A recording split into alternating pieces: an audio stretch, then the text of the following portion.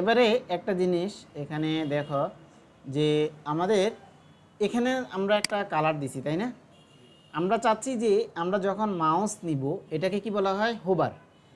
Hover করলে অন্য আরেকটা ব্যাকগ্রাউন্ড চলে আসবে, হোভার করলে অন্য আরেকটা ব্যাকগ্রাউন্ড আসবে। তাহলে এটাকে কিভাবে করতে হবে? খুব ইজি। আমরা বক্স টুটাকে সিলেক্ট করলাম, এখানে একটা ক্লোন দিয়ে বললাম যে হোভার।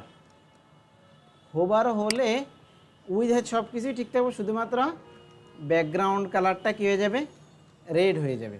দেখো যে আমরা হোভার করলাম, ব্যাকগ্রাউন্ডটা রেড হয়ে গেল। বুঝতে পারছো? পারবা? এখন আমরা বললাম যে হোভার করলে যদি আবার মাউস একটু হাতের মতো না হয় তাহলে আবার হোভার হোভার বোঝা যায় না, তাই না? এটাকে বলা হয় হোভার করলে কার্সর। আমরা নিলাম কার্সর পয়েন্টার।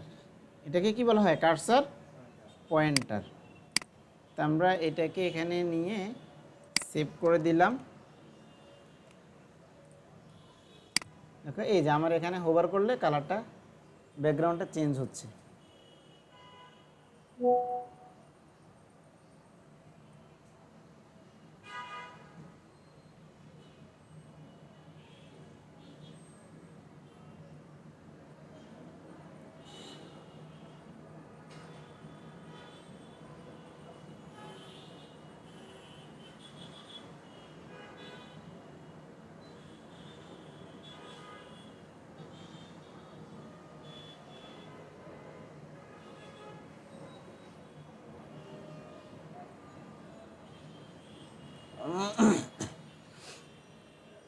তো এখন এই যে হোভার করলে যে ব্যাকগ্রাউন্ডটা চেঞ্জ হচ্ছে, আমরা চাচ্ছি একটু মোশন দিয়ে, মানে একটু আসতে হবে। এটাকে আমরা লাস্ট ক্লাসে বলছিলাম, এটাকে কি বলা হয়?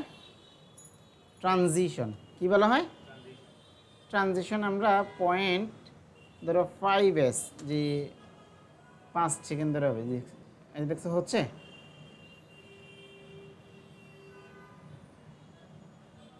তাহলে আমরা এটাকে এখানে দিয়ে দিলাম, বক্স টুর মধ্যে দিয়ে দিলাম। ঠিক আছে? এখন দেখো আমাদের এই যে হোভার ইফেক্টটা হয়ে গেল। এছাড়াও বক্সের মধ্যে হোভারের আরও অনেক ধরনের ইফেক্ট আমরা দিতে পারি।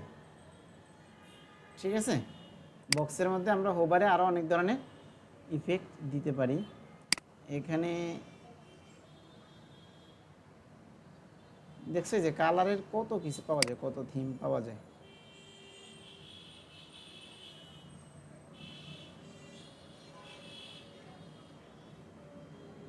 আমরা এখানে লিখে দেই যে সিএসএস হোভার ইফেক্টস লিখে যদি সার্চ দেই তাহলে দেখবা যে অনলাইনে অনেক ধরনের হোভার ইফেক্ট পাওয়া যাবে।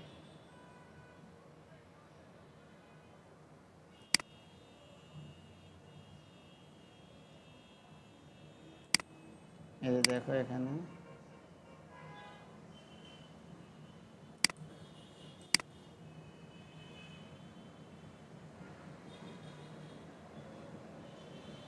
এই যে দেখছো, এগুলো এক একটা কি হোভার ইফেক্ট।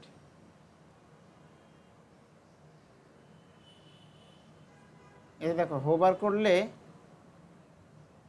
এই যে ব্যাকগ্রাউন্ড তো চেঞ্জ হচ্ছে, কিন্তু কালারটা কীরকম ভাবে আসতেছে দেখছো? হ্যাঁ, এরকম ইফেক্টগুলো আমাদের জন্য অনেক কাজে দিবে। তো এই ইফেক্টগুলো আমরা শিখব।